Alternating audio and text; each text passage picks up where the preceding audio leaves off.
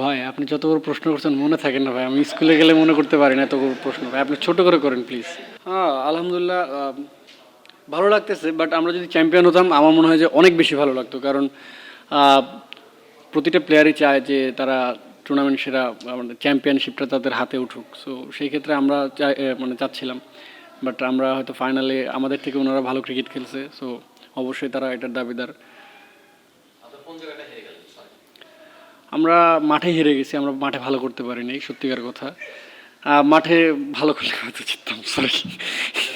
হ্যাঁ দেখেন, যখন আমাদের নিলাম হয়, সো আমি শেখ মেহেদী ভাই আহ, ইয়াতে ন্যাশনাল টিমে T20 সিরিজের সময় ছিলাম। সো আমি একটা স্বপ্ন দেখেছিলাম যে আমি শেখ মেহেদী ভাই একই টিমে পড়ছি, মানে চট্টগ্রামে। সো আমি সকালে ওনাকে এমনি দুষ্টামি করতেছি, ভাই আমরা তো মনে হয় একই টিমে পড়ছি, আমি স্বপ্ন দেখছি, দেখা যাক নিলামে। পরে সত্যি হয়েছে, উনি আমাকে কল দিছে।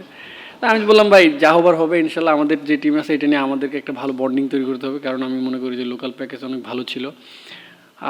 ওইখান থেকে আমরা স্টার্ট করি, এবং কি যখন প্র্যাকটিস শুরু হয় তখন থেকে বিশেষ করে ধন্যবাদ দেব বিসিবিকে। ওনারা যখন টিমটা দায়িত্ব নিছে, তখন আমরা আমাদের প্লেয়াররা, যেটা অলওয়েজ বিপিএল একটা সব সময় যেটা অনেক টিমের ক্ষেত্রে হয় যে একটা থিং থাকে যে পেমেন্ট ইস্যু। সো যখন বিসিবি হাতে নিচ্ছে তখন আমরা সবাই খুবই রিল্যাক্স ছিলাম, এবং কি আমরা নিজের টিমের মতো করে খেলছি, মনে করছি যে আমাদের নিজের গড়া টিম। সো আমরা ওইভাবেই প্রতিটা প্র্যাকটিস সেশন বলেন, ম্যাচ বলেন, সবসময় এরকম। Gold's Gym across 30 plus countries. With over 700 plus locations worldwide. Train anywhere, belong everywhere.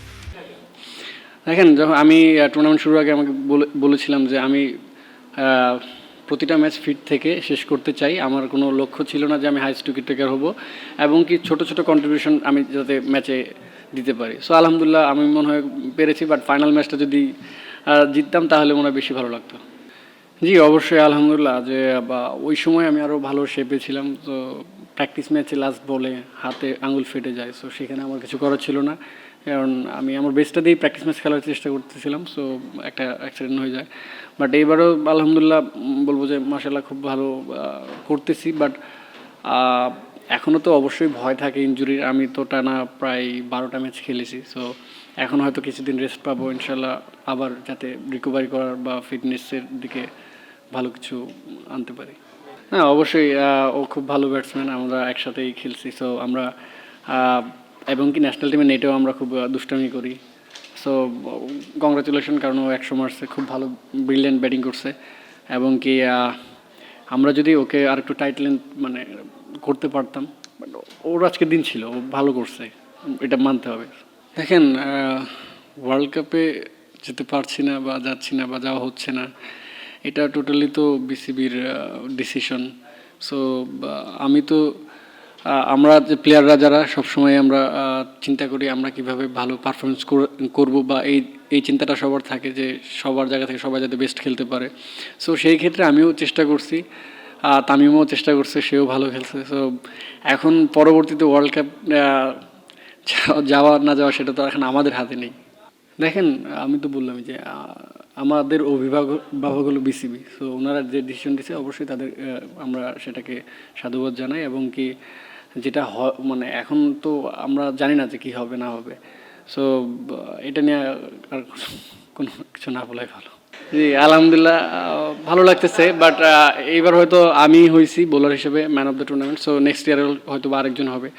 So এখন দেখা যাচ্ছে যে বিপিএলে আমি লাস্ট কিছুবারই দেখছি যে বোলাররা ভালো ফাইট দিচ্ছে, যেমন লাস্ট ইয়ারে তাসকিন ভাই। সো ইনশাল্লাহ ফিউচারে আরও বোলাররা ভালো ডমিনেট করবে।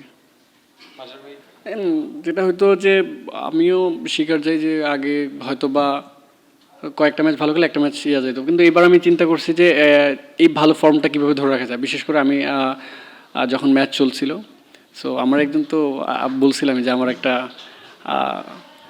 ভাই ওটা ইংলিশে কী বলে, হ্যাঁ হ্যাঁ পার্সোনাল অ্যানালিস্ট আছে, সরি মানে ভুলে গেছি, পার্সোনাল অ্যানালিস্ট আছে, তার সাথে কথা বলি। এবং কি আমাদের সুমন স্যার, টিম ডিরেক্টর যিনি ছিলেন, ওনার সাথে খুব ভালো আমার আন্ডারস্ট্যান্ডিং। সো ভালো অ্যাডভাইস দিত আর কি।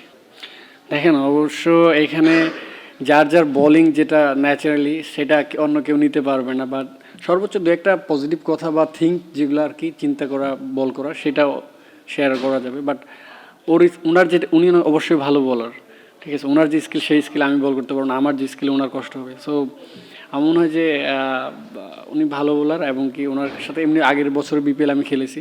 সো আমরা খুবই ভালো, আমার একটাই থিওরি ছিল ওনার যে পেস অফ আউটসাইড অফ মানে তিনটা ফিল্ডার নিয়ে, ওইটাই আর কি।